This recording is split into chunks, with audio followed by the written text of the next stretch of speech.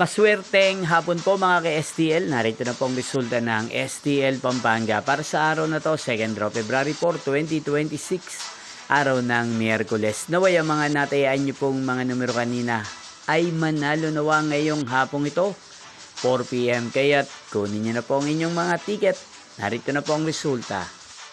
Ang mga numerong nanalo sa STL Pampanga ngayong hapong ito, February 4, 2026, 4 PM, second draw result 17 at 22 in exact order. Again, 17 at 22.